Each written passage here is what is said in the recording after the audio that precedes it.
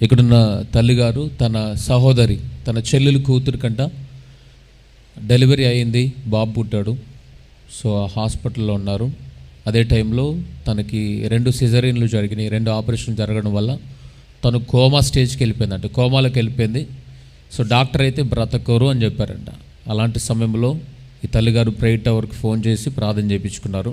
So ప్రార్థన యోధులు ప్రార్థన చేశారు. దేవుడు అద్భుతమైన కార్యం జరిగించాడు.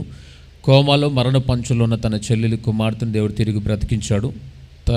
తన కుమార్తె తర్వాత తనకిచ్చిన కుమారుడు వారిరువురు క్షేమంగా గృహాన్ని చేరారని సాక్ష్యం చెప్తా ఉంది. సో జీవం కలిగిన దేవునికి మహిమ కలుగును గాక.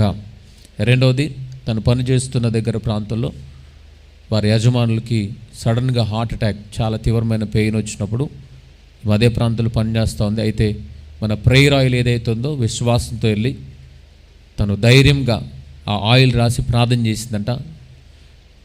వెంటనే ప్రభు స్వస్థపరిచాడంట. తర్వాత ఆ హాస్పిటల్కి వెళ్ళి చెక్ చేస్తే రిపోర్ట్స్ అన్ని నార్మల్ వచ్చినాయని తన సాక్ష్యం చెప్తా ఉంది. దేవుడికి మహిమ కలుగును గాక. సో తను శ్రీకాకుళం ప్రాంతం నుంచి, ఒరిస్సా, శ్రీకాకుళం ఆ ప్రాంతాల నుంచి వచ్చి ఈ ప్రాంతం నుండి పరిచయకు నమ్మకంగా వస్తూ ఉంది, నేర్చుకుంటా ఉంది. తను నేర్చుకున్న ప్రతిదాన్ని ఇతరులకు తెలియపరుస్తూ ఉంది. ఆ నమ్మదగిన దేవుడు అనేకమైన కార్యాలు ప్రభు జరిగిస్తున్నాడు. సో జీవం కలిగిన దేవునికి మహిమ కలుగును గాక.